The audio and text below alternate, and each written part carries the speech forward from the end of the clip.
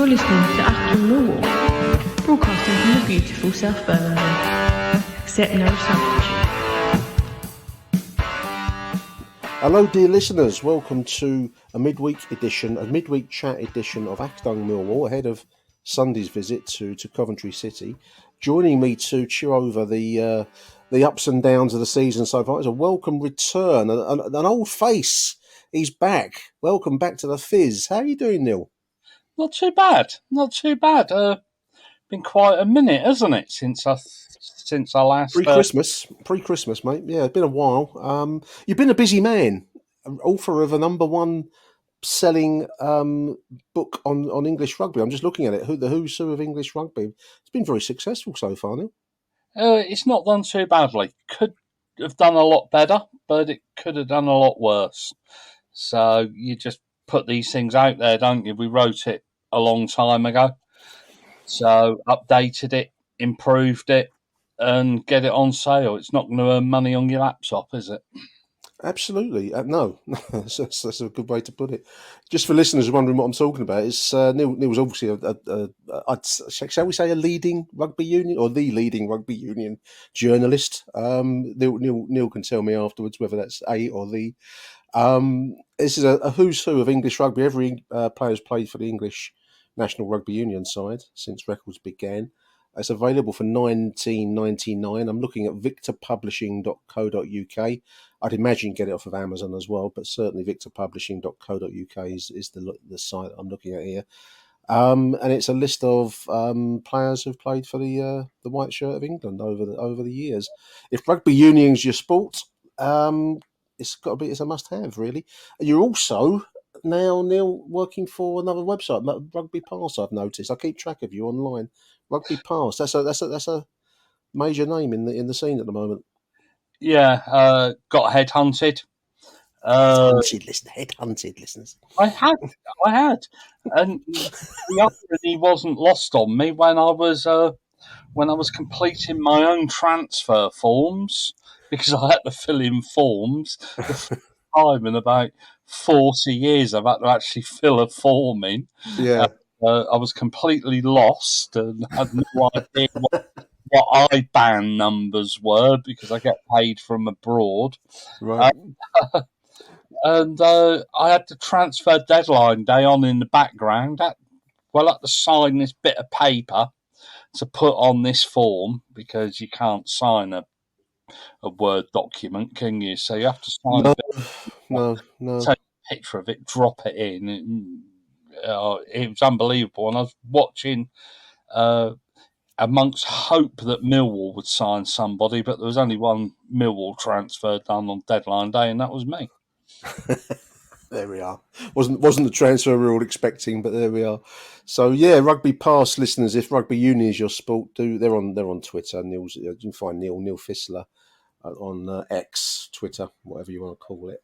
But we join each other today, Neil, to talk about the Millwall situation. We're away to Coventry City, a TV game, Sky television game, Sunday noon kickoff, unearthly hour that it is. But also, just to slightly we haven't spoken for a while, so it would just be nice to have a bit of a review of the Joe Edwards situation. A lot of controversy online at the moment. Obviously, form has not been brilliant. Let's not beat around the bush. This is a results-driven business at the end of the day. And if we include the cup game against Middlesbrough, Joe's just won 4 matches since he took over, back against Sheffield Wednesday, which was back in October, wasn't it? Drawn 4 and lost 8. So difficult situation. Now, we've also had a really nice voice note in from Glyn Horner, which I think probably summarises the situation quite neatly. So let's cut to Glyn's voice note. Now we'll come back to Neil straight afterwards. Achtung, Millwall. Hiya, Nick. Glyn here. So this is my first time calling in. Thanks for sending me your details, and hopefully this comes through clear. I really just wanted to make a few sort of general points at this point. I think, first of all, let's talk about Joe Edwards. Joe Edwards is attempting to do something at Millwall that several managers have tried in the past. I even remember Holloway talking about trying to build up a more expansive style of football, but of course think a lot of his words were quite hollow and not really backed up with actions or signings. Whereas I think with Joe Edwards, you can see that he's definitely got a plan and he's trying to make the changes. And I think, although they're not necessarily all good enough, I think all of our players are improving under Edwards. There's just unfortunately too many weaknesses in their arsenal, really, of skills, that they just make too many mistakes on a regular basis. So there is a need for a clear out, and I think the contractual situation may see that happen in this summer.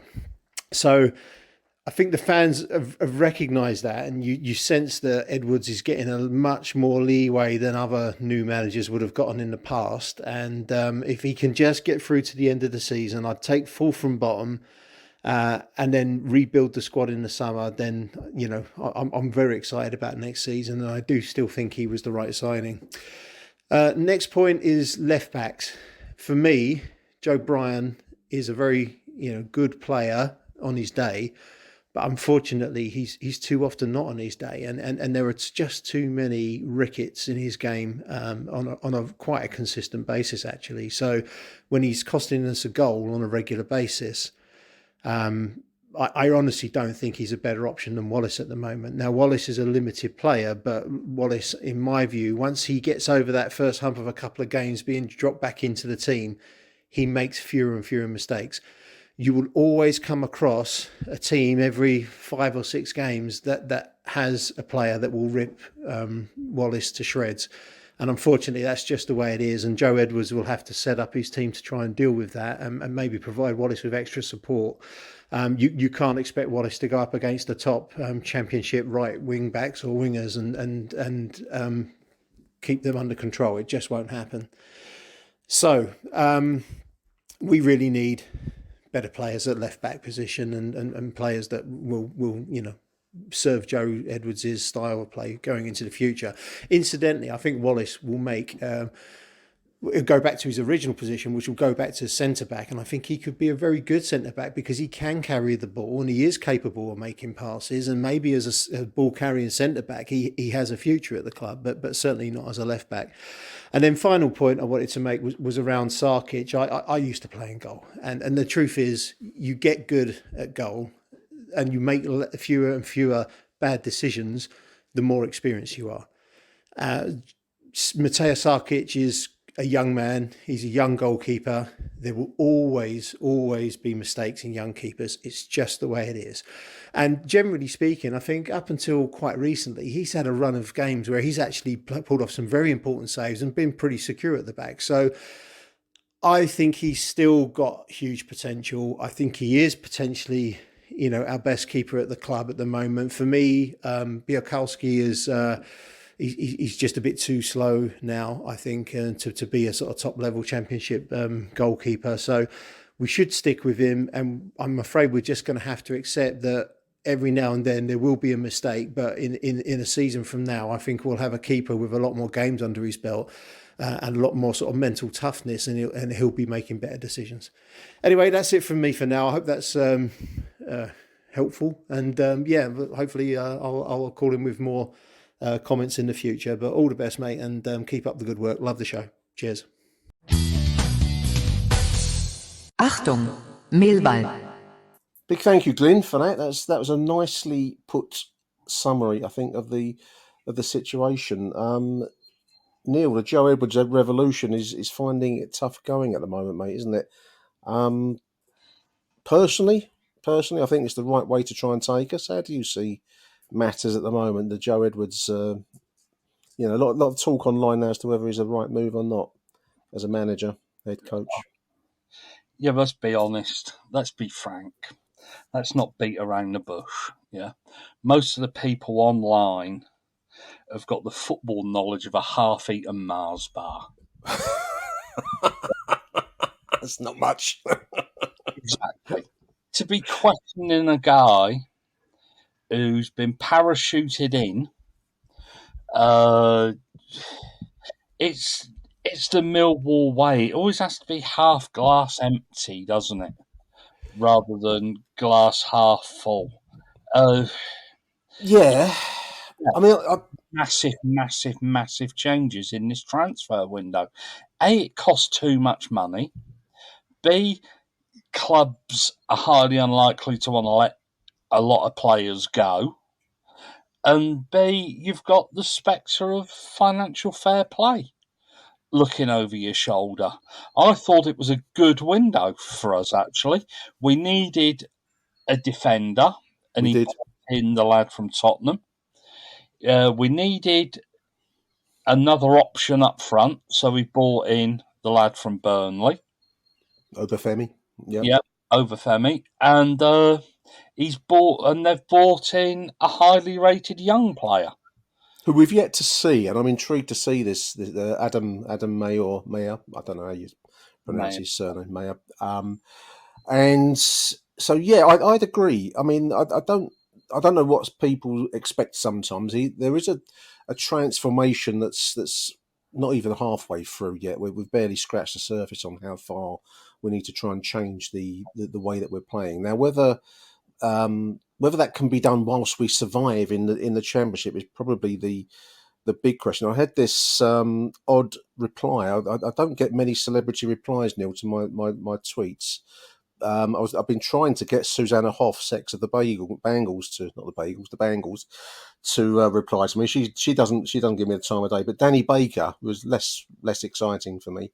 Replied back that relegation is not a big deal for. He's seen, I don't know how many relegations as you and me, I dare say, and you come back from, as he put it. I don't buy that. I don't think that we, in this modern era where money is so at the heart of football nowadays, that relegation to League One can be any kind of good news. So for me at the moment, I like and endorse and support what Joe Edwards is trying to do, but there's also a survival thing that's got to be done at the same time, isn't there? Yeah, I think there's quite a disparaging that kicks in next season, isn't there, between what's available to Championship clubs and what's available to League One.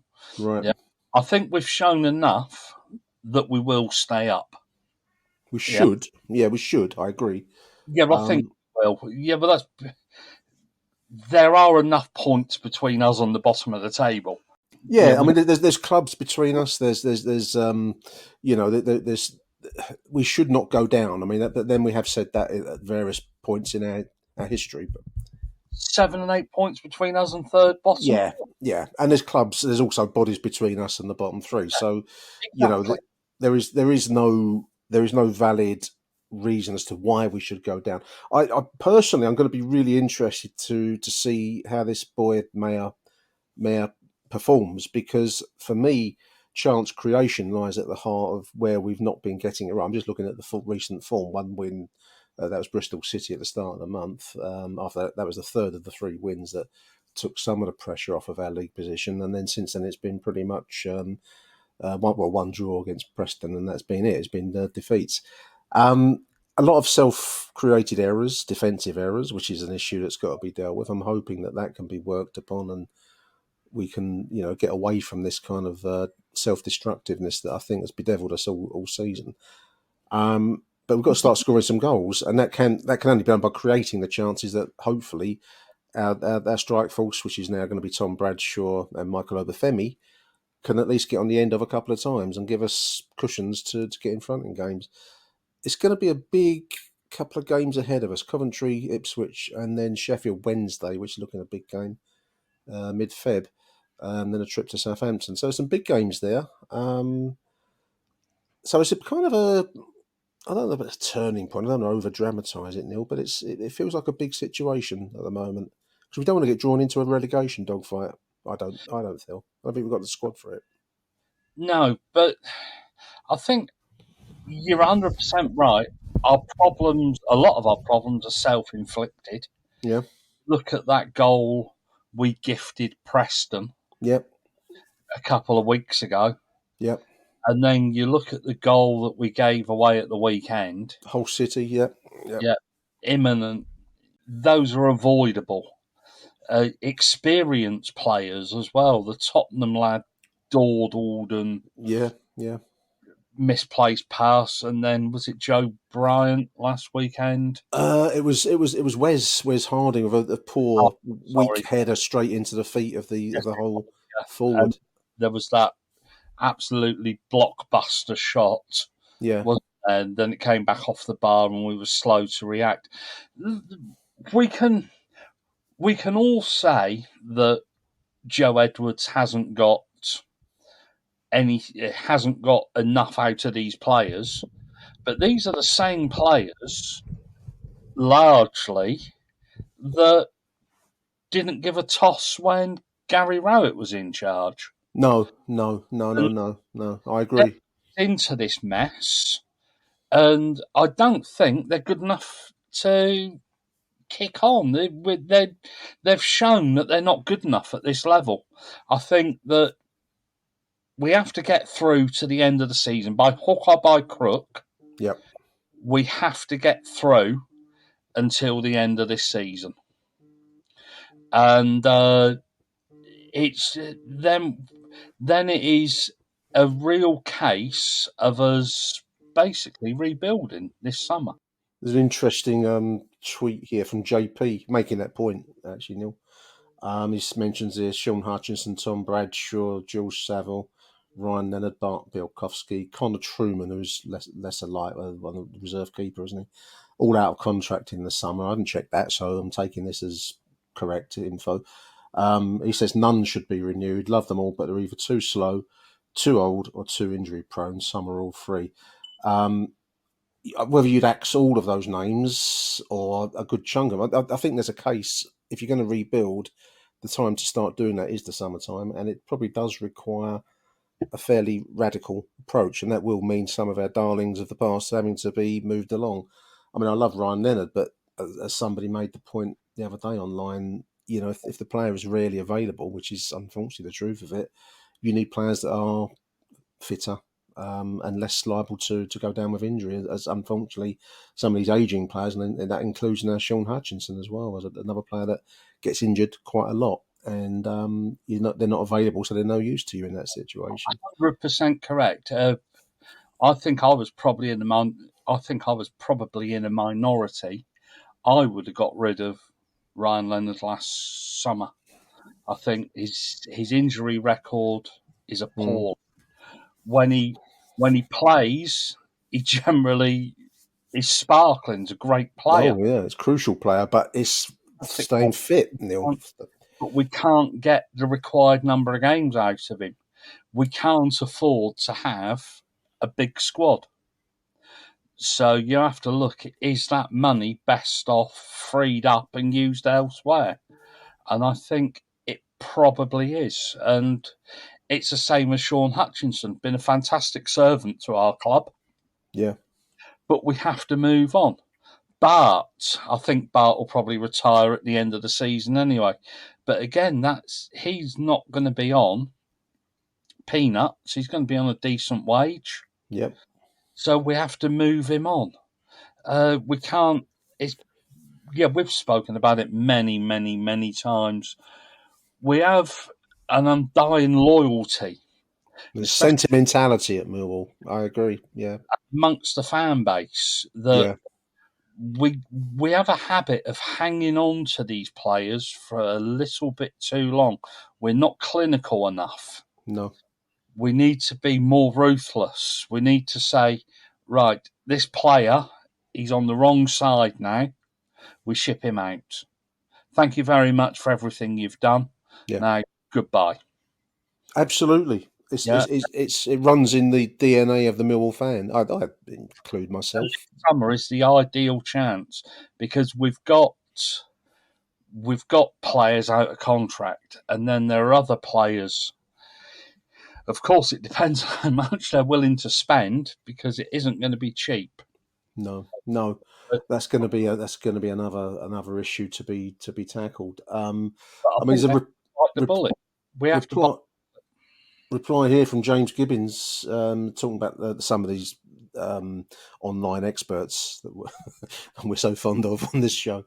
He says the club have made a brave move by going for a young progressive coach in Joe Edwards, and a certain contingent online think he should be sacked because we aren't in the top six yet. They're clueless. Long-term success takes time to build and trumps short-term success any day. I mean, I have to agree with James because this is a we jokingly called it a project and revolution, being a bit facetious at times, but this will take a few transfer windows. Certainly, this forthcoming summertime is a big one. That's going to be where we really start to see the shape of things to come. Because at the moment, I mean, you've made the point, and you're correct that the current squad is the one that got us so close to the playoffs last time and collapsed under the heat of the pressure of the situation. They've shown themselves, even people talking nostalgic about Gary Rowett, and forgetting that we've seen some pony performance. I'm just looking at the list this season: 3-1 at Norwich when the crowd's singing for Gary Rowett's heads, and then suddenly people get sentimental online because currently we're having a bit of a struggle. But I like the way that at its best, Joe Edwards football is something I would pay to go and watch. I would travel to watch it because it's going to be dynamic. Good. Yeah, but the football is good. You could, it's not good, but it's an improvement. It's watchable. Under Rabbit, it was awful, wasn't it? But it's like it was awful. It was dire, and people forget very, very quickly. I accept that form recently has been poor, and I do worry a little bit, as I put it online the other day, that we're asking, journeymen to create works of art, and maybe some are just not going to be up to this level, and you can talk about one player over another. But I do think that we need to restock our squad. Hopefully with survival in the Championship will give us the base to restock it over the summertime with players able to play this pacey, high skill but pacey football style. Which you have a look, Nick. You have a look. When Harris left and Rowett took over, you had the Harris fanatics. Yeah. The Neil Harris evangelists. Yeah. A strange cult. Yeah, basically they are. They're like a cult. Yeah. And you're getting the same thing now with Gary Rowett. Not to the same extent. No. But some people just struggle to compute that it was time to move on. The football, everybody was moaning about how dire the football was. They were. Yeah. And I think Phil Clark put something online the other day about the comparisons between the two, between Edwards and Rowett, and there's nothing between them basically. But I don't think Rowett would have done any better, to be quite honest. In fact, we'd have probably been slightly worse off because the players just weren't playing. No. For me, listeners, purely my opinion, and I accept that we've watched some poor performances recently. I was at QPR, and like many others, and we all saw the performance against after the first half an hour of Middlesbrough. We saw how it fell apart. So I'm not blind to that. But what I do like, Neil, is that under Gary Rowett, there was no hope of really things changing or improving. What you were getting would be hopefully maybe a slightly more efficient version of a fairly dreary style of football. I mean, and evidence for that, I'm just going to quote getting beat by Reading's under-23 side in the League Cup. Now, we got pounded 4-0 at home by a fairly experienced Millwall side. There was no spirit, no drive, no verve. At least with Joe Edwards, you're offered a glimmer of hope that things can be played with more ambition and more flair. And I'm always going to balance it with the fact that we do need to survive in the Championship. I don't accept the relegation as a good thing. I mean, some people fall into this cliche, Neil, that somehow it's some kind of cleansing. You clear out all the old dross and start again and come back successful. I've never really believed in that. I don't know if you see it. There are a lot of clubs that have gone down to League One who think, oh, well, this will be all right. We'll come down for a year. Yeah. And we'll come back. No, it doesn't work like that. You ask Portsmouth. You ask Bolton. Yeah. get on the bus and go, or the train probably, go down to Charlton, because they're still languishing, and they'll be lucky to survive. I know they've just brought in Nathan Jones. If they survive in that division, that's going to be his priority, survival in League One. So Portsmouth, Pompey, Bolton, there's been a few sides that have fallen into the... Yeah, Ipswich took a long time to get out of that division. Plymouth went down, and then they came back up again. But it's not an easy division to get out of. It's a destructive division. I mean, look at Sheffield Wednesday. We're going to go back to it very shortly because they don't look like they're going to get out of the bottom three. That's a massive club, Neil. I mean, they languished in the League One Third Division. I keep going to call it, and it looks like they're going to be back there again fairly soon. So it's a destructive. It saps your life force out of you. So anyone that thinks being relegated is going to be some kind of cleansing process is mistaken, in my opinion. But anyway, Danny Baker believes in it, so take it from there. We just have to get through till the end of the season. By hook and crook, we need enough points to finish fourth bottom. 100%. Yeah, and we'll do it. We will do it because I'll only start to get worried if Sheffield Wednesday come down in a couple of weeks and hand us our backsides. Well, then that will be a worry, wouldn't it? Yeah. That's when we worry, because they are undoubtedly the worst team in this division. Achtung, Millwall. Welcome back, dear listeners. Neil, we do love to look at a fixture from the past, you and me, and I like to try and tie it in with the forthcoming away game. So I've dug out a trip to Coventry City, to Highfield Road, in actual fact, 1957, 23rd of November, 1957. And it's a good win for the Lions. Millwall 4, Coventry City 1, Millwall 4. An interesting season, actually, because this was the last season of the old Third Division South and Third Division North system. So the league tables, which we didn't have a great season this year. In fact, we finished in the bottom two this season. But the league tables had a dividing line halfway through, because that would form up the new Division 4, League 2 in modern money. So it was an interesting season. But it was a good win, but a rare bright spot in this, what was quite a tough season, 57-58. Yeah, you look at it and the side wasn't a great side, was it really? You had Ronnie Heckman, who was England amateur international. Yeah. John Shepherd was a decent goal scorer. Obviously, Alex Jardine was a great servant to the club. But you've got it. It's just one of those seasons. It's just, funnily enough, there's a few parallels between this season. Yeah. I think if you look at it, it was a very average side, well, less than average, below average. We were capable of good results, but then again, back then, everybody beat everybody at least a couple of times a season, didn't they? And just 2 points for a win, which didn't give you much. String a few results together now, you can be boosting up the table reasonably quickly. But back then, it was probably more of a trudge. I've got a report from the game here. This is from the Sunday People, the People, Sunday, 24th of November, 1957.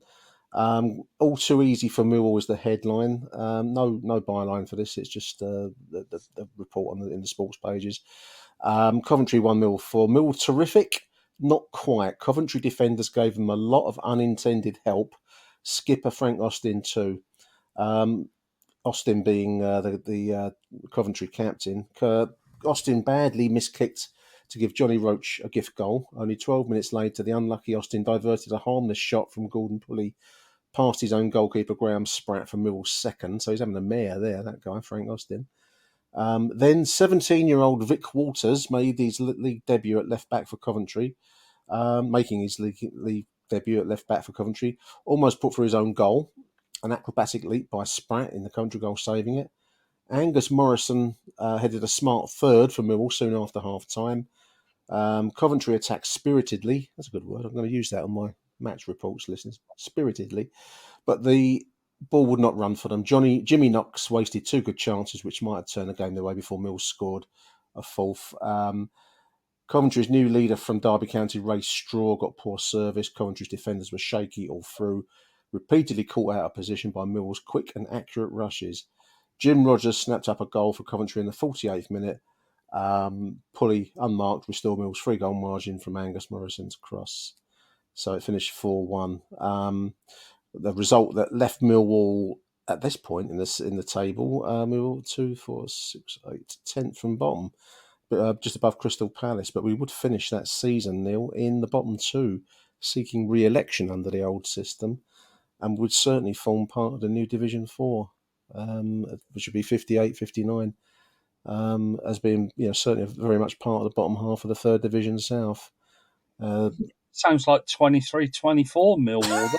It does, doesn't it? To raise straw and shaky at the back. And that was Coventry back then. Christ almighty. Absolutely. Top of the table and promoted, just the champions promoted under this system, listeners, was Brighton. Second place, Brentford got no reward, just 2 points behind Brighton, Neil. And they stayed in the third tier, as it would become. Brighton wouldn't like that, would he?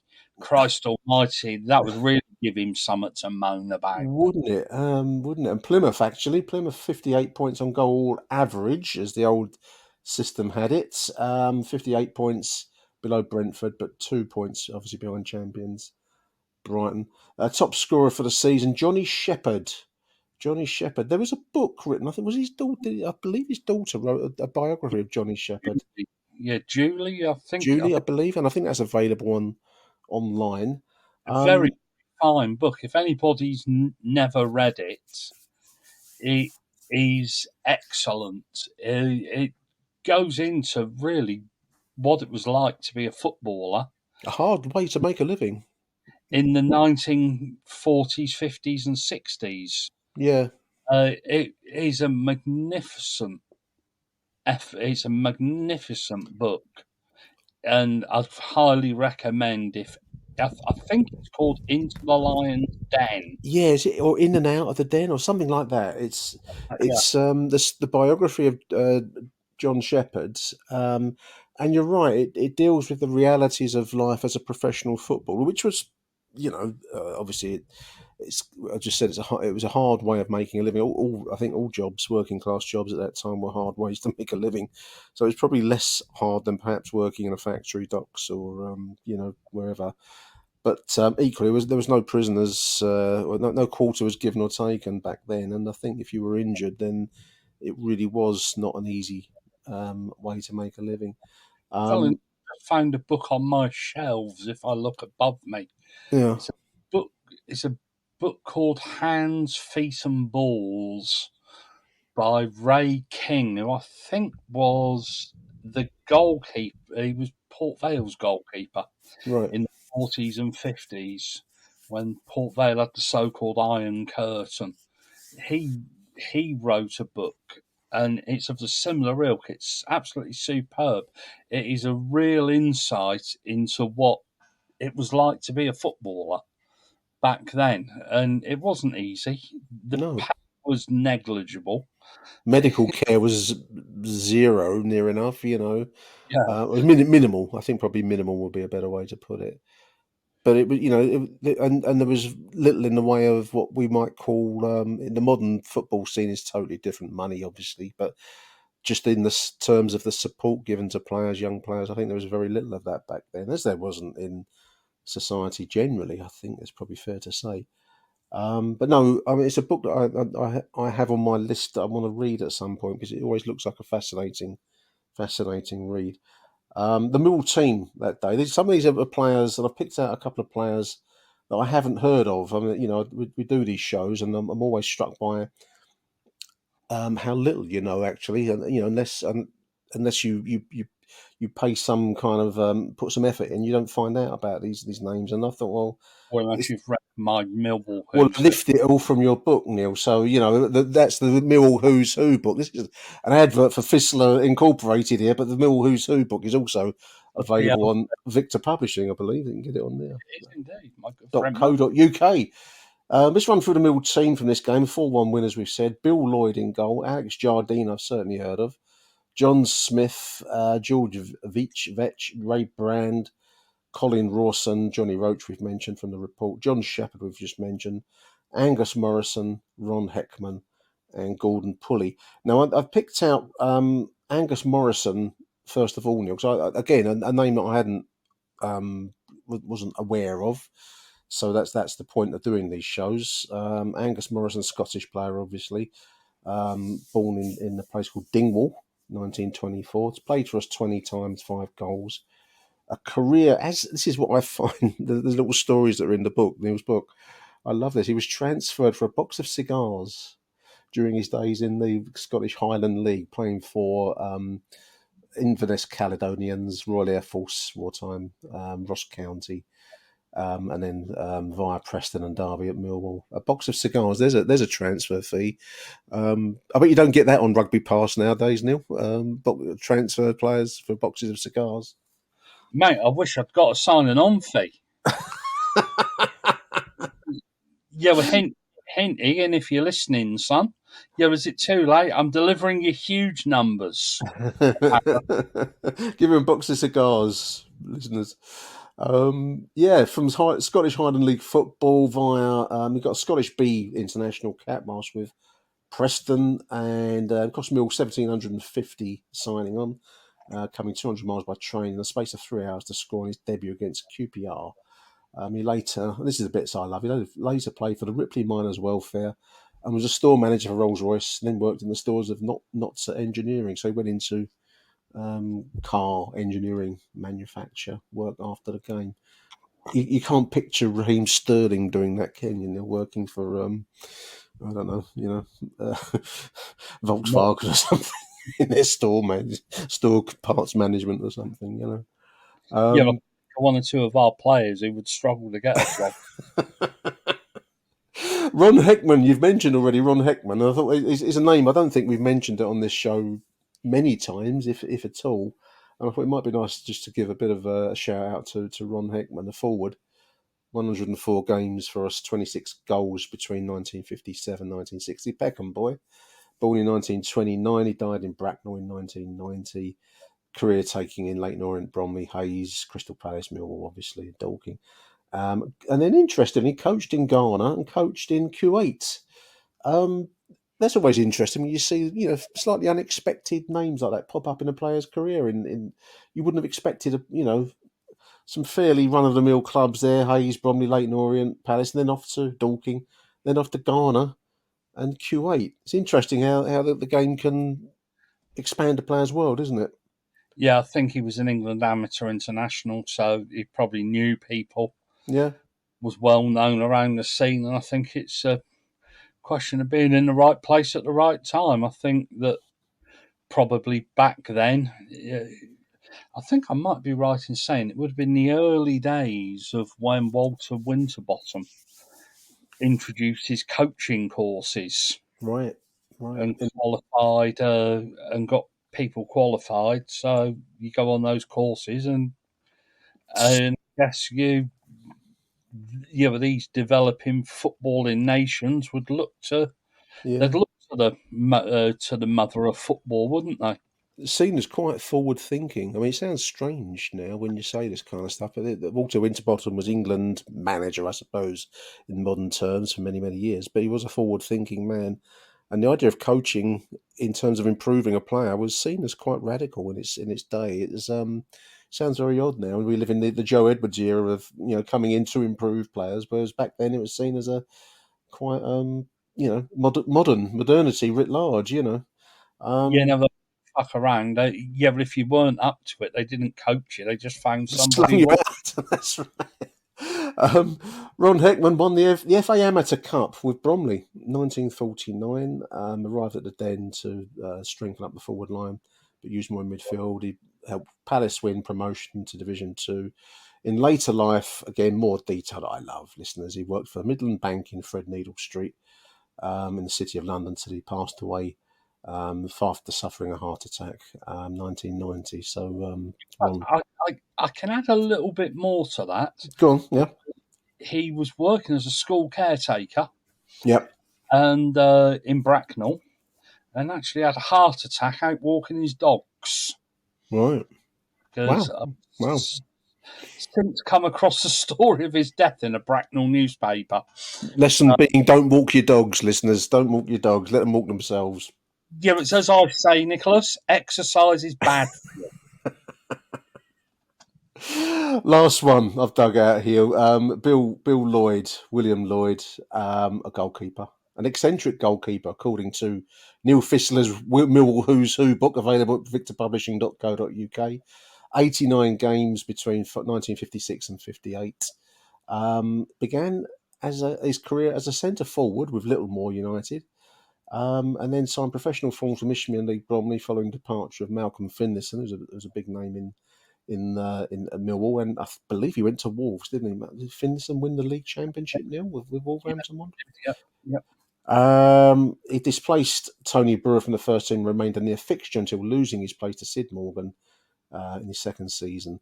He later became a landscape gardener in Beckenham, where he settled down. I think he's actually he's very close to being our oldest surviving player. I was going to say, 1934 born. He's still alive, it looks like, according to this info. We think he is still alive. I think he's in the top 3. I think Phil Hayes, who played one game for us around about the same time, I think he's our oldest surviving player, unless Chris Bethel's listening or somebody's actually bound to correct me, but I believe he's in the top 3 oldest surviving Millwall players. That's fantastic. So there we are, listeners. That's a little bit of preview for Sunday's trip. So that for those that are making the trip up to Coventry, well done to you in advance. 12 o'clock kickoff. I'm going to watch it on TV personally, but well done everybody that's travelling up. But this was a fixture away win for Millwall, 1957, 4-1 over Coventry. We're now going to take a short break, and when we come back, we're going to cover a listener request. Listeners, we do get requests, Neil, and the request we're going to cover is one from a YouTube comment, Jazz Lion, who asked for some information on the first Sunday league game ever to be played, which took place in 1974 at the Den. So we're back after these messages.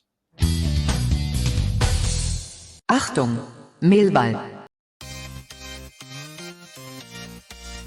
Achtung Millwall works in partnership with punditgames.co.uk, the number one football trivia game. If you're looking for the perfect present for the football head in your life, then you need the number one football trivia ball game, which is at punditgames.co.uk. A terrific game. It's basically you answer 5 questions in a row, all sorts of football genres, Premier League, Football League, International, World Cup, you name it, they've got it.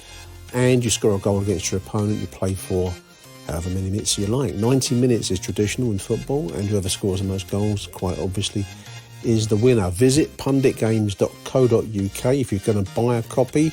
Every sale generates a donation towards the Lions Food Hub, which is wonderful. We generate £50 at Christmas time for the Lions Food Hub. So you can buy yourself a wonderful pastime for the forthcoming summer's afternoons, lazy, hazy, crazy days of summer, and also make a contribution to the fantastic Lions Food Hub. Visit punditgames.co.uk and why not pick up a copy of Pundit's number one football trivia board game.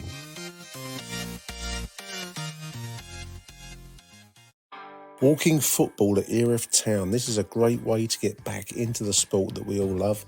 Every Friday night at Stanmore Stadium, Bayliss Avenue, between 8 o'clock and 9 o'clock at night. Walking football in partnership with Peabody at Erith Town. A fantastic way to enjoy good company, kick a ball about and enjoy the beautiful game. For more information, visit www.erithtown.com/walkingfootball or just email walkingfootball@erithtown.com. Every Friday night between 8 o'clock and 9 o'clock at the Stanmore Stadium, SE28, in partnership with Peabody. Achtung, Millwall. Welcome back, listeners.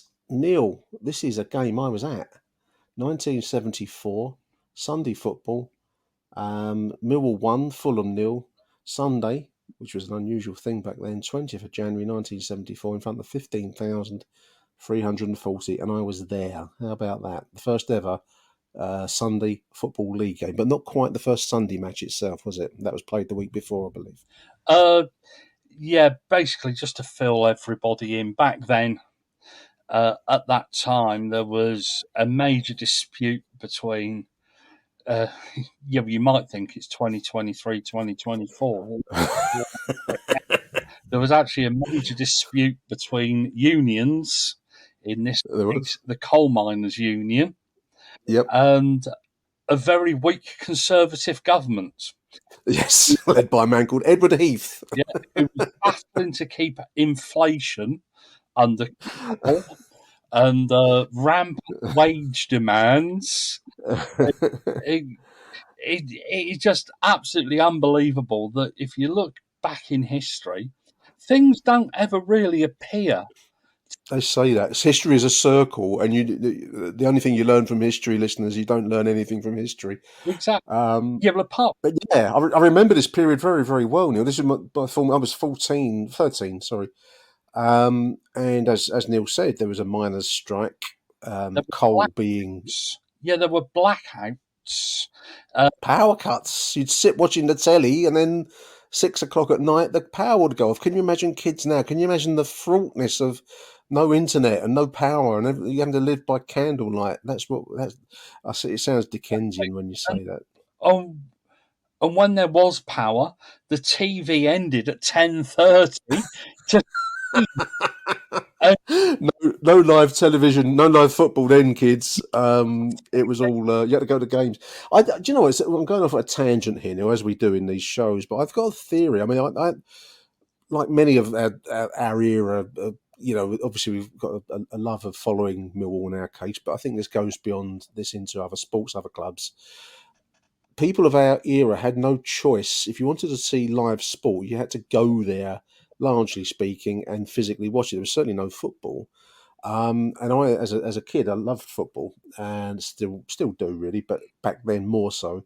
So you would alternate. You didn't have the money to go away with Millwall, so I would go to Charlton because that was how you watched football. Millwall one week, Charlton the other. Sometimes I might stray over to Crystal Palace. It was hard to get. Going to be gold piss taking on social. Gold piss take. I'd go. Well, you go down Charlton. I mean, I was always a Millwall fan, but if you weren't going to see, there's no streaming. There was no. Certainly weren't going to make television. Very rarely. So if you wanted to watch a game of football and you didn't have the money to go away, which I didn't, I was only 13. You toddled along to your nearest football club, which in my case was Charlton. Actually, it was closer than Millwall in my case. So you alternate, but that idea that you go to watch sport is actually quite an alien thing rather than sitting on a screen, which I think is for many, many kids now is the norm. You follow sport via your tablet, your screen, whatever. The idea of actually physically going to sport is slightly foreign to a lot of youngsters now, I believe. It wasn't for me. It's always been the thing that I just love to do. So, and it dates really from this kind of era where there was minimal entertainment to be had on television, and as Neil said, you had power cuts and candlelight often to keep your excitement going. But Kent Walton, wasn't it? And he's wrestling on us. And he's wrestling and horse racing and God knows whatever world of sport dug out for a Saturday afternoon. Exactly. Logging from America. I remember them having that. I thought that was a thin one. People chopping trees down. Competitive logging. Anyway, we strayed far from the path. So what happened was there were restrictions on use of floodlights, use of power. And many games midweek games had to kick off early in the afternoon, Wednesday afternoon, Tuesday afternoon. But also there was an experiment with the use of Sunday football, Neil. And this was Millwall had the idea. Mickey Purse, I think, had the idea of kicking off at 11:30 in the morning, and so becoming the first football league match ever to be played on a Sunday, and finding a place in the record books, which is kind of insightful by Mickey, I thought, in a way, because it does live on, doesn't it? Yeah, but the FA gave the green light at the start of January that year. Yeah. Where they basically they were trying to get football played without the use of Yeah. floodlights, and it was difficult Yeah. on Saturday. Yeah. Yeah. So they hit upon the idea of, well, let's play games on a Sunday. I think there Yeah. was initial reluctance because there was the whole movement of keep Sunday special. Yeah. And Yeah. well, I Yeah. can remember as a kid, your paper shop was open for 2 hours, 3 hours on a Sunday morning. Pubs had restricted hours on a Sunday, didn't have to shut early, and Exactly. And you you, could charge to get into a football match. As ridiculous as it seemed, I think it was called the Sunday Observation Law or something. it was church based. The church, it was the remnants of the days when the church really wielded proper power, and it lived on really with Sunday restrictions on shops. So, I mean, I think that's the thing I'd say to any younger listeners, anyone who's not of this era, how different, Neil, Sundays were then, because I think we've become used to now. Sundays, largely speaking, is you can go and buy whatever you want. Apart from the fact that the shops close at 4 or 5 o'clock on a Sunday afternoon here, that apart from that, it's pretty much you do what you like, get what you like. Back then, it was not so, listeners. Stuff was shut. Sunday was a dead day for the most part, It and you certainly couldn't play professional sport, Neil, on a Sunday. was a day of rest, wasn't it? Yeah, but Day of rest, yeah. I This was feel that Sundays feel different to me. That could be because we grew up yeah, in the 60s, 70s, to a certain extent. We were young adults yeah, in the early 80s. So to me, Sunday feels like a very strange day still. It's a day where I feel lost a lot of the time. And I don't know if you ever go to a game on a Sunday. I don't know if anybody else agrees with this, but it feels different. It yeah, was yeah, when you walk into the ground, it doesn't feel like it does on a Saturday. In much the same way as it doesn't, a Saturday, a midweek game doesn't feel the same as on a Saturday. But a Sunday game has a different feel about it. I don't know if that's because we don't play very much on the Sunday. What do we play? One or two games? a couple of games for TV. I mean, that's the other thing, really. That's the big difference is the inexorable rise of television, pay TV, obviously. And you're right. I mean, the fixtures on a Sunday are basically organised around the television need to have live sport, filling their schedules. No, I agree. What I would say about this particular Sunday, the 20th of January 1974, is I remember going there with some mates from Mottingham, and you talk about it feeling different now. This felt totally an alien thing to be doing Sunday morning. You had Sunday service on the railways, so like 2 trains an hour out of, in our case, Elmstead Wood Station to go to New Cross. Everything was closed. And it was the bizarre thing was that because of the restrictions on admission, once you got yourself to New Cross and walked through the quiet streets, things were quiet, kids. You then couldn't. You were legally not allowed to charge money to enter the ground at this point. The legislation meant that you had to. They'd come out of a ruse that you bought a program at the turnstile. You paid your money over, and I'm just looking at the front cover of the program here now, Millwall versus Fulham. It says admission will be afforded free, so you're getting into the ground free upon purchase of this official program, which cost whatever it was. It might have been like 50p back then or something, I don't know, which will only be available at the turnstile. So you were legally buying the program, which was legal, and then they'd let you into the ground for nothing, legally speaking. What a ruse, what a strange way of carrying on. You can But that was how Lurch it was. now. Can you imagine Lurch now having to flog a program? His Sunday lunch would be spoilt, wouldn't it? Oh, yeah, no, especially if he was, yeah, if he was, especially if he was liking food and going places. in joke for anyone's that followed that joke, you'll have to do your research on Millwall Twitter and find out the Lurch rumours. So yeah, there it was. Millwall was the first league game to kick off. I think there've been a couple of FA Cup games the week before. Yeah, there's been a I believe. FA Cup. Was it Shrewsbury, Neil, or was it South Grimsby or somewhere like There that? were 3 or 4. There was Yeah. actually there was quite a lot, and they realised very quickly that it was very popular, and the crowds were a lot better off, and or they were a lot better off. And I think this is where Millwall were really canny.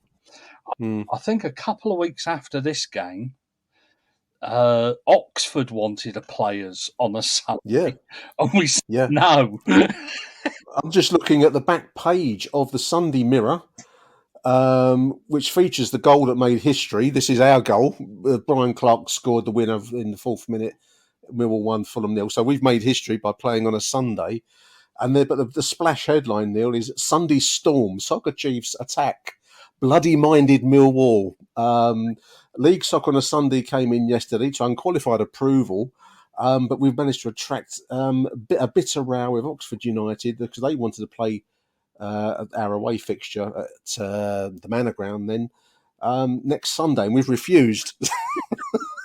Only Millwall, isn't it? Only Millwall. The sub-headline, Millwall grab the fans and then say no to Oxford. Sunday Storm. Oh, dear. Only Millwall can do stuff like this. This would have been Purser back then, wouldn't it? And they made Mickey Purser. a ball story, didn't they, about it?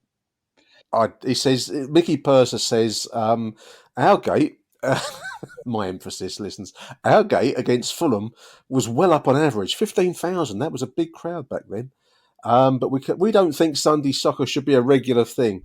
We turned down Oxford because of the difficult travel involved for the players and supporters. Only Oxford. Also, the fact that the players don't like playing on a Sunday. That was it. They don't like playing on a Sunday. There's no further justification. I can't remember. There was a goalkeeper. I think he was Swindon's goalkeeper at the time. Right. He was a born-again Christian. Right. Or he was a Christian.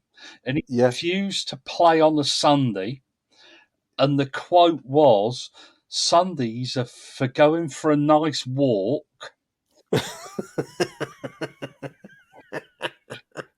And going to church, not playing football. Playing football. I've got. I don't think many were going for a walk. Looking at this, I've got more of the quote from Mickey. The Sunday Mirror tailed off Mickey's quote at the probably a decent moment. The players don't like it, he says, but they continue. The Derby Local Press, I think that's the name of the paper, say that the players don't like it, Neil, because they can't go out on a Saturday night, says Mickey Purser. The crowd today, 15,143, was good because the match was a novelty. But I think if there was a full programme, next league programme on a Sunday, the games will be back to normal. So they can't go out on a Saturday night if they're playing on a Sunday. They don't like it. They want to go for their walk and go to church and, you know. Yeah, no, to be honest, a lot of our players back then, they'd have had a skinful in the players' bar straight after the game, and then they'd have been out in the pubs and clubs wherever they lived.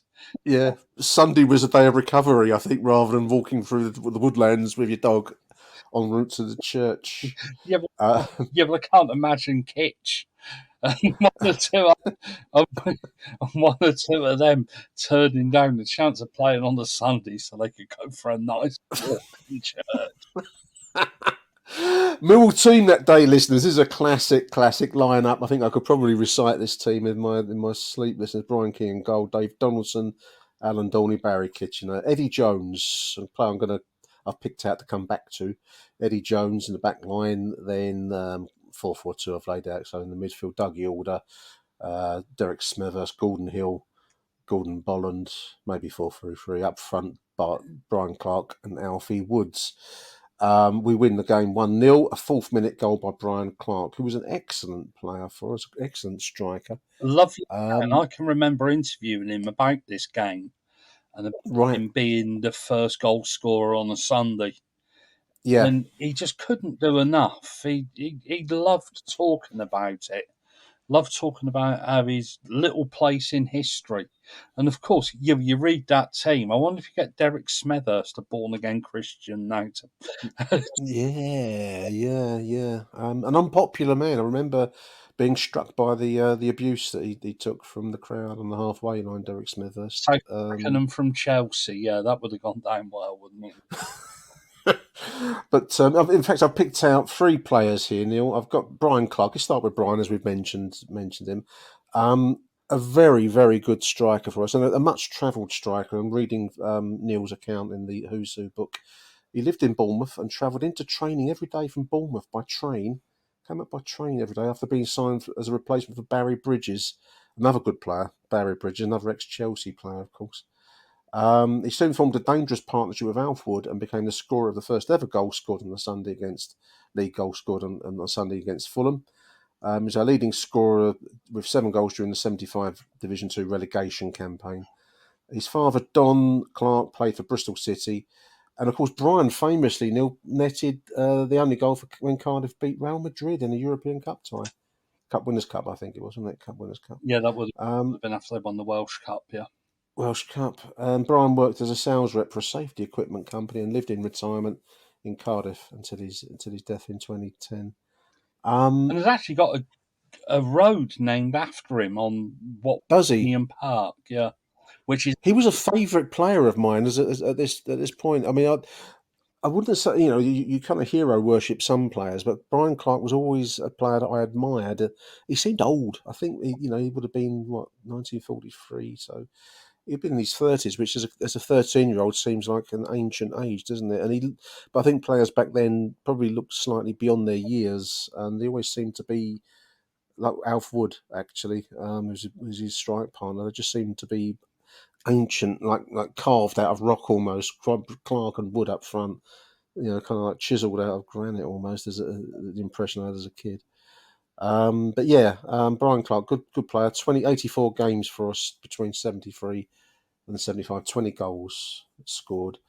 I also picked out Eddie Jones now, because I remember well the arrival of Eddie Jones and Dave Donaldson, who took the place of Brian Brown and Harry Cripps. And this was a big thing at the Den, because it was like the arrival of these 2 youngsters, as they were then. I think Jones had come from Tottenham, if memory serves. And it was like a changing of the old guard. Harry Cripps, the kind of image of Millwall, the iconic Millwall player, still is in some ways, being pushed out by the youngsters. I suppose it's the cycle of football, but there was a bit of a sense of sadness at the passing of this. These 2 players. Brian Brown was also well regarded, but Harry Cripps certainly more so. And Jones was part of the new guard coming in. But playing at he'd come from Tottenham, White Hart Lane, the FA Cup youth winner in that time. Good player. Became a London firefighter after he left the game for injury in '78. I didn't know that. And he actually got invalided out of that, I believe. Did he? Yeah. Did he? He was a good player. He was a good. What's the word? Not journeyman, but he was. It reminds me of Murray Wallace in a way. It was a very good limited player, without being disrespectful to him. But yeah, solid player. Same with Dave Donaldson, actually. Another player I've picked out, 1973 to 80, 264 games, a big figure in Millwall club history, actually, in terms of appearances, 264 appearances, just 2 goals. He would sometimes fill in as a goalkeeper, actually, Dave Donaldson. Back in the era of no substitute goalkeepers, he would be often the choice to go in goal, which is odd. I didn't know he was an English schoolboy cap, Dave, and the London School FA. Captain London Schools FA. So I think he came from Arsenal originally, Neil. He did.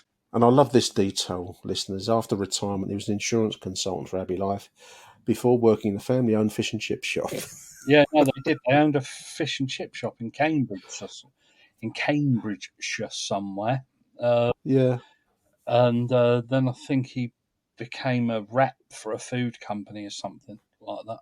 Yeah. How about that? And maybe one day, I'm trying to think. Maybe Harry Maguire will take on his own chip shop. Mill won, Fulham 0, 1974, the first ever Football League game to kick off on a Sunday. Big thank you to Jazz Lion from YouTube, one of his comments, for suggesting that. Do give us a shout. If you want to contribute, like Glyn earlier on in the show, listeners, it's always good to hear from you. You can contact me on Twitter, you can send me a direct message, or if you want to email me, we can exchange mobile numbers, send over a voice note or something. It's always good to have contributions, and don't have to be on a match day. Glyn's one came in yesterday, so I thought it'd be great to include it in today's show. But do give us a shout. It's great to have contributions. And I want to say a big thank you. Good to have you back, Neil. Welcome back. Yeah, no problem, mate. Yeah, no, well, I'm always here to deliver you big numbers. There we are, listeners. Big thank you to you too for joining the show. Let's hope for a win on Sunday in the Sky TV game. We'll be back in the aftermath of Sunday's away day visit to Coventry. Till then, from Neil and myself, it's Arrivederci Millwall. Bye for now. Achtung, Millwall.